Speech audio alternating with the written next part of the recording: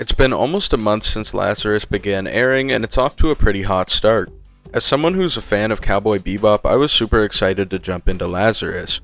At the time of recording, there's only 4 episodes of Lazarus out, so that's what I'll be discussing in this video.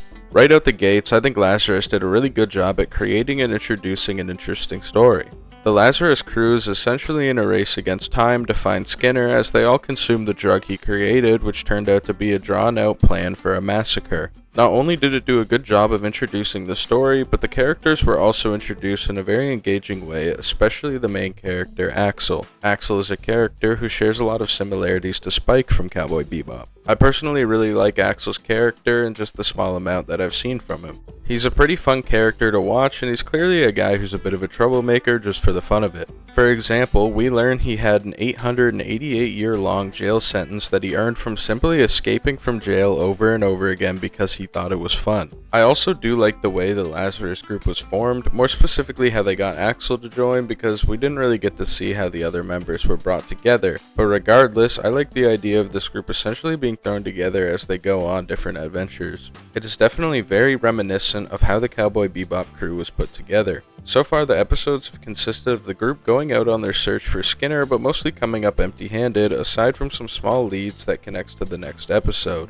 Again, this is another element that feels very similar to what we saw in Cowboy Bebop, although Lazarus has a much more linear story than Cowboy Bebop did. I will say, it's expected that there will be similar elements between Lazarus and Cowboy Bebop as they come from the same creator, which is a good thing too, because a lot of Cowboy Bebop fans are watching Lazarus due to liking the creator's previous work. And with that being said, I'm glad even with the similarities to Cowboy Bebop, Lazarus still finds a way to separate itself and create a unique experience without feeling like a clone of Cowboy Bebop. Another aspect of Lazarus that's done really well is the action sequences, and this should come as no surprise since the action director for Lazarus is the director from John Wick.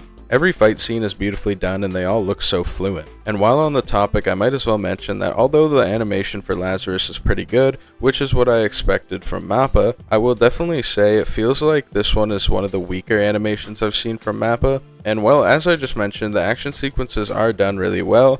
I feel some aspects just aren't nearly as good as what we've seen in the likes of Chainsaw Man or Jujutsu Kaisen. For me, the biggest thing is that it feels like the art style of the background is different from the art style of the characters. So there are times where it feels like they're clashing and the characters look out of place. It's not a deal breaker or anything, but just one thing I noticed that I thought I'd mention. The last thing I want to dive into is the most recent episode, which is episode 4. So far, episode 4 has been my favorite as it contained a great mix of action, comedy, and story advancement. This episode had by far the best action yet, and I thought it was quite funny seeing Leland dressed up as a girl. It reminded me of the time in Attack on Titan when Armin had to dress up as a girl in order to look like Krista. Now, although the situations weren't exactly the same for Armin and Leland, there was definitely some similarities and overall just created for some funny moments. Again, as the most episodes have been, the people they were after in this episode weren't actually all too helpful in locating Skinner. However, they were able to obtain some information that could potentially bring them to Skinner, which is how the episode ended.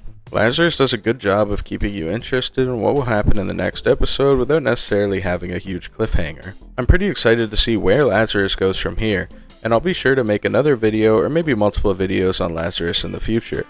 Anyways, thank you for watching my video talking about Lazarus. Hopefully you enjoyed it, and if you did, please do consider leaving a like and subscribing to my channel for more content like this in the future. If you've been watching Lazarus, don't forget to comment your thoughts down below. Have a great rest of your day. Peace.